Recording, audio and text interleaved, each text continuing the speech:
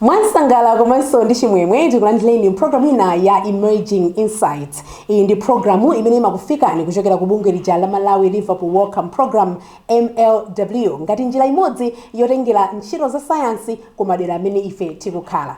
Ine dzina langa ndi Chisomo Chihana ndipo lero lino tikhale tikuona ma projects osiyanasiyana amene akuchitika ku bungwe limeneli la MLW ndicho linga choonetsetsa kuti sayansi ikupindulira umoyo wa anthu. Choncho tsiku la lero sitikhala tikuti kuyang'ana zakafukufuku mmodzi yekha koma kuti ticheze ndi anthu kuchokera ma projects osiyanasiyana amenewa. Koma tisadayambepo kucheza ndi anthu amene akuchokera ma projects amenewa. Tatiyeni timve kaye kunena kuti kodi tikati translational science tikutanthauza chani makamaka.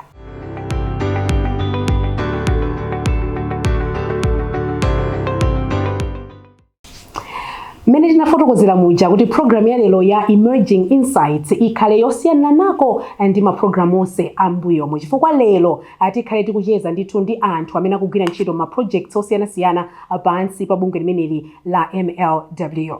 Sitting with me now is Dr. Alice Mbewe, who has a background in viral immunology. Currently, Dr. Alice is working as a translational science champion at MLW. Dr. Alice, welcome to the program. Thank you so much. First of all, can you please explain what you do? What is translational science?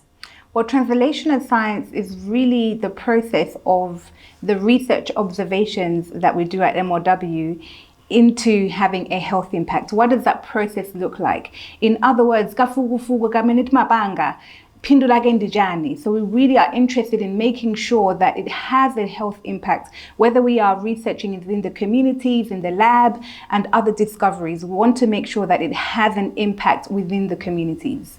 For example, the HIV self-testing kits, those were actually something that was researched within the laboratory and then taken through the process of how can it be implemented into the public. So that is a great example of translational science. We translated what we were doing in our research and it had a health impact, which has actually been approved by the WHO. So I learned that to support translation science, MLW provides awards to researchers. What is the Translational Science Award really? Maybe I'll take it back a step. A few years ago, Wellcome Trust, who is our main funder, noted that only 10% of their researchers were actually engaged in translation. So meaning that the research they were doing had a huge impact on health, but only 10% were doing that. And they wanted to improve that to 25%. So the Institutional Translational Partnership Award was one of the initiatives that they developed to make sure that researchers are engaged in translation. So in this award, we have three main aims. The first aim is to prioritize translational science, not only amongst our scientists, but also amongst the community. And the second aim is to really build an excellent portfolio of translational science. And the third one is to improve on the landscape and ecosystem of translational science across Malawi as overall. And so to deliver those aims, we do various activities, one of them being the seed funding, which is what you're mentioning, another being public engagement or community engagement, and the third one being training workshops. So we want to make sure that our researchers have a full understanding of what translational science actually is. So when exactly did it start and what impact has it had so far? So it started in April 2020, so you can imagine right in the thick of COVID. So it was a very, very slow start initially. We funded 3 projects and now we have funded a total of 21 projects. And then we received £600,000 from Wellcome Trust, and we have now received £900,000 3 years later. And over the 3 years, we have seen many, many successes across the projects, and one of them being one called EPOW, which was something that was developed in the public health team. And EPOW is an app. It's actually an application that the participants or the study participants can use when they come into the clinics, and they can actually say exactly where they live. And what does this do? This helps the researchers to identify where they live and also for study follow-up. So it's a great app, and it's not only being used within the public health team, it's also being used in 5 other studies. And I would say one of the biggest successes from that is that the National TB Program is actually using that app for TB surveillance across Blantyre. How many people were awarded the grant this year, and what are the projects? So this year we have awarded 11 researchers, and that is being senior researchers as well as junior researchers in the categories of infectious diseases, climate and health, improving mental health, and also digital health. And some of the projects that have been awarded are in those categories. So an example of that is one being done by Darisonda Mfirankande, and she is looking at how to develop a training manual for improving mental health for adolescents. And another one by Kirsten Mkola, who is looking at waste management in Ndirande. Kupita chitsogolo anthu ayembekezere chani zokhudza translational science kuchokera ku MLW. And twayembekezele zambiri ndithu. It's a very exciting time for us because in the last 3 years, we have seen what has worked well, and we've also identified areas that we can improve on. And one of those areas is how can we support our researchers with innovation? So that is the direction we want to go. We actually want to create an innovation hub. So it's a very exciting time for us. Dr. Alice, it was really nice having you in the program today. Thank you so much. It's been a pleasure. Amenewo anali Dr. Alice Mbewe, mmodzi mwa akatswiri za science ku bunge la Malawi Liverpool Wellcome Program, kuti fotokozera zambiri zokhudza translational science. Tikhala tikucheza ndi anthu amene ndithu akugwira ntchito ma projects osiyanasiyana pansi pa translational science ku bunge limene la MLW. Koma tisadatero tinacheza ndi anthu kunena kuti timve kunena kuti kodi iwo ndi kafukufuku wa zaumoyo amene akumudziwa amene akuchitika ku bunge la MLW. Takhala ndipo timve kuti kodi zinaenda motani.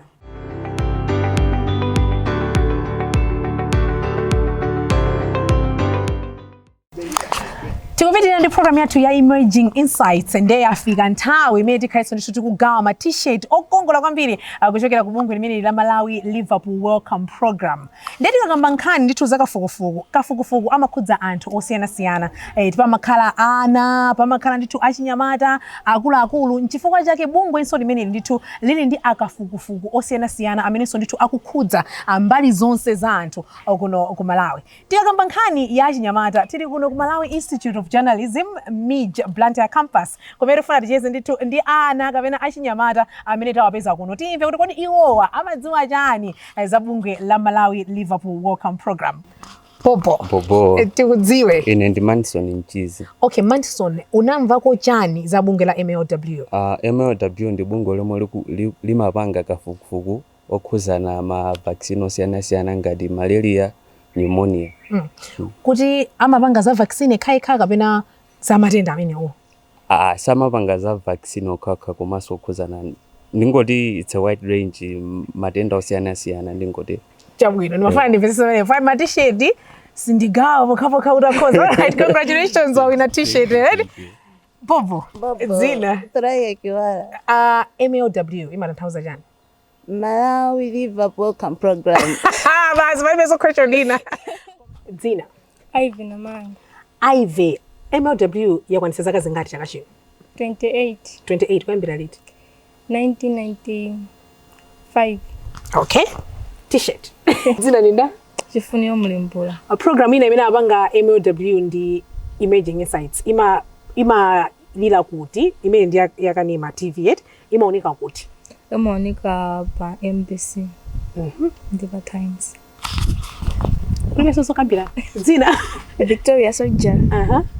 A program ya Emerging Insights. Anacheza ko ndi ndani amene wewe ukumuziwa?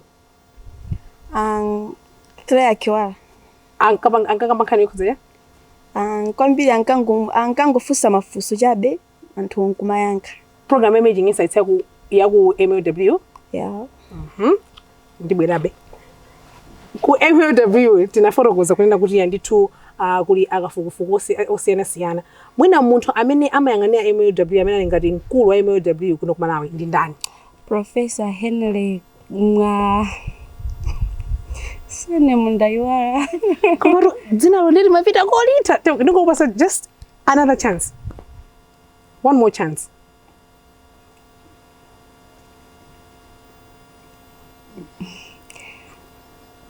Professor Henry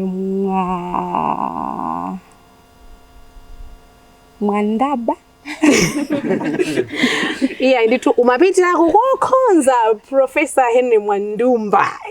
Chabwino pamene pasonde pa mtsiriziro ndithu pamacheza athu ndophunzira kuchokera ku Malawi Institute of Journalism Mid Campus amene timawafunsa ndithu mafunso osiyanasiyana okhudzana bungwe la Malawi Liverpool Wellcome Program. Tamva ena amaziwa, ena samadziwa, ena apeza ma t-shirt, ena samapeza ma t-shirt. Koma nkhani ndiyonena kuti program ya Emerging Insights ikupitirirabe. Malawi Liverpool Wellcome Program.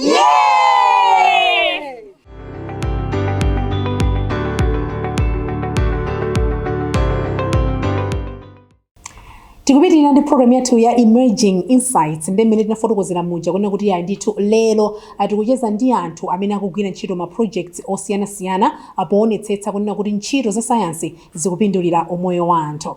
Ndili ndi mmodzi mwa anthu amene ndithu ali ndi project inso ku bungwe lija la Malawi Liverpool Wellcome Program amene akhala kuti fotokozera zambiri zokhudza ndithu project yawo. Tikulandireni. Simo kwambiri. Ichoyambirira tikudziweni. Ine ndine Dalitso Ferrankande. Ndimagwira ntchito ku Malawi Liverpool Wellcome Program. I'm a social scientist with an interest in maternal and mental health research. Currently, I am working as a pre-PhD trainee in the maternal and fetal health group. Nde mwina project yanuyo ndi yotani makamaka? Our project is looking into how we can help achinyamata many they're struggling with very strong emotions. There's a term which we call it emotional dysregulation. Emotional dysregulation, I'll shorten it to ED. ED is when a person is unable to properly deal with their strong emotions. Dezima onetsedwa in either internally, through and struggling with nkani mavuto ankawa, anxiety and depression, or externally. Then in externally, what people can sometimes do is they can result in behaviors like self-harm. Timamva kuti mwina anthu ena amazicheka-cheka, anthu ena amatazo kuziwotchaso, wotchatupi. So issues of self-harm, issues of suicide ideation, kumaganizira zo kuzipha, issues of high-risk sexual behaviors, even sometimes disruptive behaviors. So muna kuphwanya zinthu, just acting out, which can also affect the relationships. It can affect even academic performance in school. So what we're trying to do is we're trying to equip people who don't have the skills and mental health. In this case, we're dealing with Achijepele. Our target audience are teachers, social workers, kuti akalendi upungu and kutekera in helping achinyamatawa deal with these emotions as they come about them. Kwambili timaona kuti children who are at risk for ED, maybe children who have experienced adverse childhood experiences, kuti akumana ndizovuta when they're still very young. So examples like parent abandonment, maybe due to separation or divorce, having a parent or parents who have issues with substance misuse, abuse, even kuti the mwana has experienced in cancer, sexual violence, physical violence, and neglect. Panoba, for example, in Malawi, there's a statistic kuti 1 in 5 girls and 1 in 7 boys has experienced sexual abuse before the age of 18. So which means kuti in Malawi, we have a high population which can be going through these mental challenges at a very vulnerable time, like adolescent time. At the same time, this on the very few mental health professionals. Currently, we have 4 trained psychiatrists here in Malawi. So can you imagine 4 trained psychiatrists to a population of over 20 million people? Then what we're trying to do is we're trying to equip Antu who do not have the training, kwambiri mental health, but they have a capacity to be able to get trained using the manual and then help achinyamatawa with skills and knowledge to help them better regulate or better manage their emotions in a more healthy manner. So what happens after you develop the manual? What's next? After we develop the manual, the development of the manual is being done in consultation the experts here in South Africa, here Samaku Malawi, and also with STEM stakeholders, national stakeholders.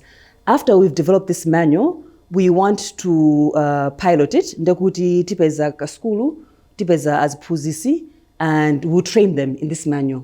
When they train this manual, then they will also, after for the period of the manual, also administer or kutandiza achichepele who are experiencing these emotions, maskulu maomo, and then from there, we can now see how best we can maybe incorporate it into national curriculum. The big picture, the big hope is that we can, with aid and support from government, Ministry of Health, Ministry of Education, incorporate it into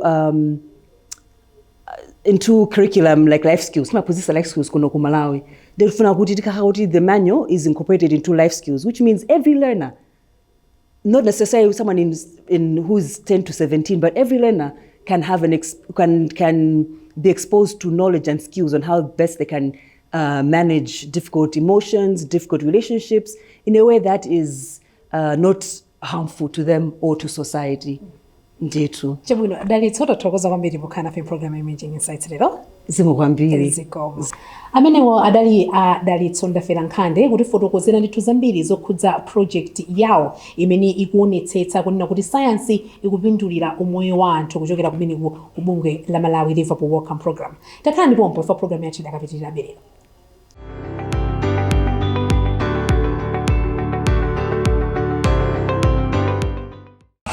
Pamene tikupitira ndi program yathu tsiku la lero takutengerani ku Ndilande kumeneku tifuna ticheze ndi Kirsten Mkola, mmodzi mwa anthu amene anatchulidwa kumayambiriro kuja kunena kuti ayi ndithu ali ndi kafukufuku wawo kuno amene ndithu akuonetsetsa kunena kuti science ikupindulira umoyo wa anthu. Ndeti timve zambiri kuti kodi makamaka ntchito imene kugwiridwa kuno ndi bungwe la Malawi Liverpool Wellcome Program pansi ndithu apa amene Kirsten Mkola ni ntchito yanji tikulandireni.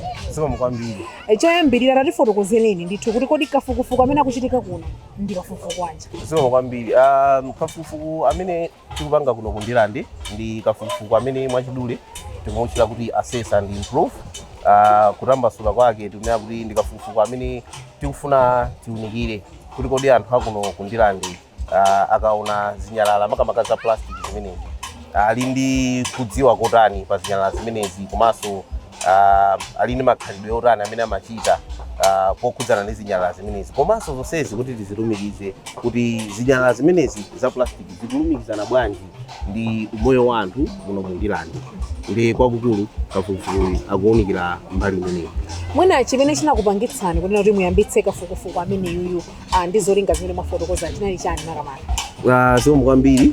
Kafukufuku ameneyu wa assess and improve amene makamaka kuunika pa zinyalala za plastic wabwera chifukwa chakuti masiku anowa tikaonetsetsa pa mavuto akuluakulu pa dziko lonse lapansi.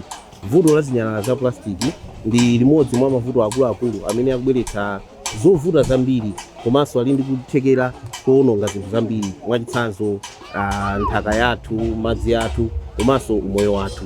Ndiye titaona mu Ndilande muno tinaona kuti ndi dera limodzi limene likukhudzidwa ndi vuto limeneli la zinyalala makamaka zimenezi za plastic.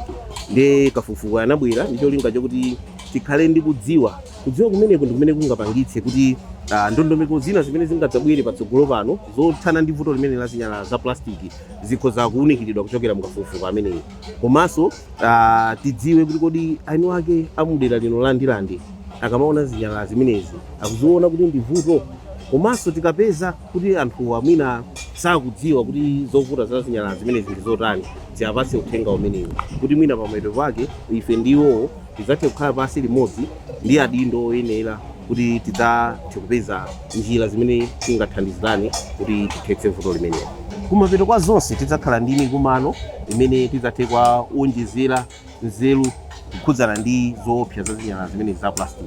Tidzapatsa kuthekera kumene kuti adziwe kuti kodi zinyalala za plastic zikhozobweretsa mavuto otani.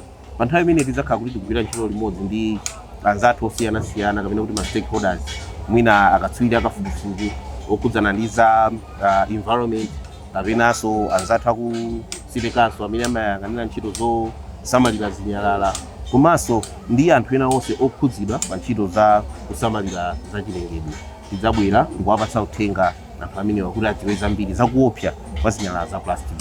Tikamaliza pamenepo tili ndi chiyembekezo kuti tizakhazikitsa ndondomeko imene anthu amudera lino landilande motsogozedwa ndi mafumu awo komanso adindo osiyanasiyana akuno ku Blantyre akhoza kudzayigwiritsa ntchito ngati kuti mwina malamulo akudera kuti athandizire pothana ndi vuto limeneli. Komanso tikukhulupirira kuti ndondomeko imeneyi tikayikhazikitsa ikhozanso kudzagwiritsidwa ntchito madera ena amene akukumana ndi vuto ngati limeneli, osati kuno kundilande kokha kapena kuno Malawi mokha, komanso madera ena kutuluka kunja kwa Malawi, chifukwa ndi vuto lalikulu ndithu osati kuno kokha kundilande. Komanso pamapeto pake china chachitatu chimene tikuyembekeza ndi chakuti kudzera mukafukufuku umene tikhala ndi mpata umene utithandize kukonza mauthenga amene tingagawire anthu akuno kundilande okhudzana ndi zakuopsa kwa zinyalala za plastiki kapena mavuto amene angabwere chifukwa cha zinyalala za plastiki. Chabwino Akiston Nkola tathokoza kwambiri kukhala pa program ya tsiku lero. Zikomo kwambiri. Zikomo. Amene nditunda Akiston Nkola amene ali ndi kafukufuku wawo kuno kudera landilande kuonetsetsa kunena kuti science ikupindulira umoyo wa anthu amene ndithu tikufotokozera program ino kuchokera ku bungwe la Malawi Liverpool Wellcome Program.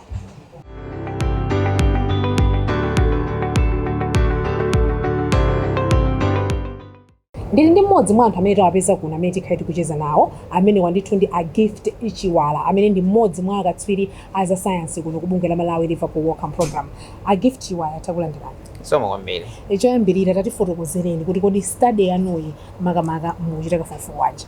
Okay, chimene tikupanga kwambiri panopa chakuti timafuna tipeze kuti kodi tingathe kupanga bwanji kafukufuku okhudzana ndi akatemera amatenda monga TB.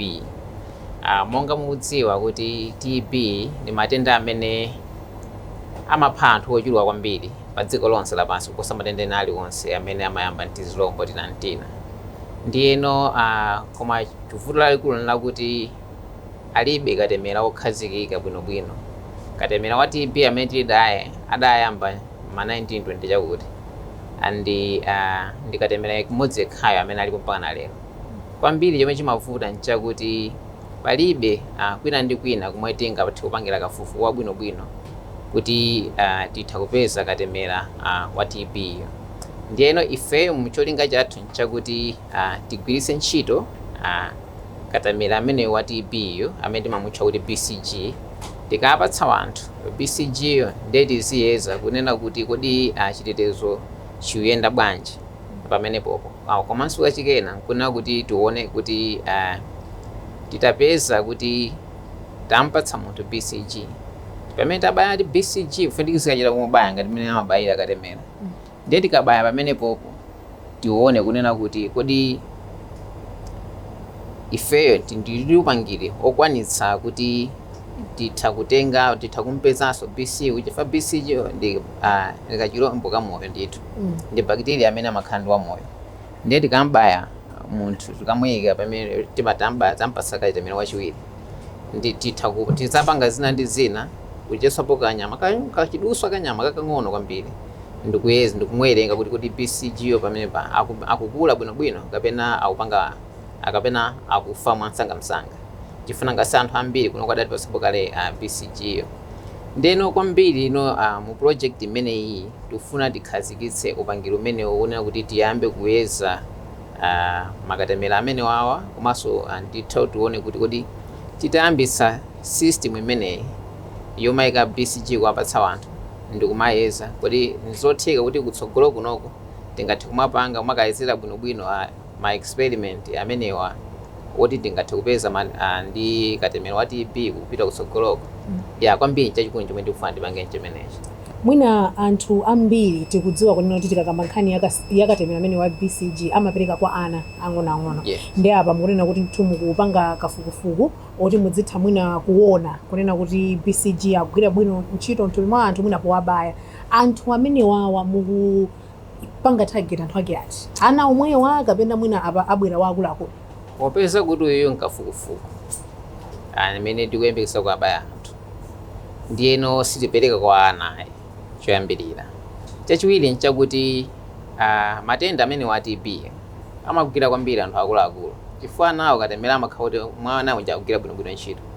BCG uja komano munthu atamakula akafika mwina zaka ka 16 17 15 17 mapita mpana ku 20 chakuti 30 chakuti zimakhala kuti chitetezo chake chimene amalandira akanali mwana chicha chimakhala chimapita chikutsika. Ndiyeno chitetezo chikatsika munthu uja amakhala ndi osatetezeka pang'ono ponse ndotetezeka pang'ono kwambiri.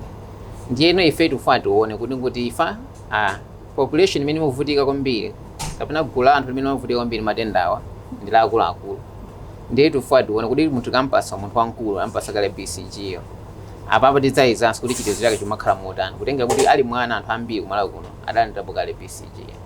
A Gift Chiwala amene ndi mmodzi mwa akatswiri a za sayansi kuchokera ku bungwe limene la Malawi Liverpool Wellcome Program kutifotokozera zambiri zakafukufuku amene iwo akuchita ngati mmodzi mwa ntchito zoonetsetsa kunena kuti sayansi ikupindulira umoyo wa anthu.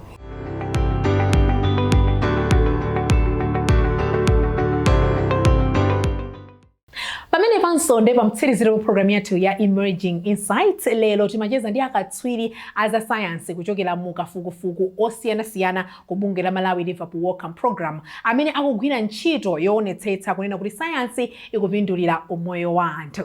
Koma iyayi sitingachoke pano tisadapereke funso ndicho linga chonena zoti inu mukayankha funso limeneli molondola muchulukitse mwayi wanu wopata t-shirt yokongola kwambiri ya Emerging Insights. Funso lathu lero tikunena kuti kodi kafukufuku okhudzana ndithu ndi mapepala a plastic amene bungwe la Malawi Liverpool Wellcome Program likuchita akuchitikira dera liti? Ndibwerezanso, kodi kafukufuku okhudza mapepala a plastic amene bungwe la Malawi Liverpool Wellcome Program likuchita akuchitikira dera liti?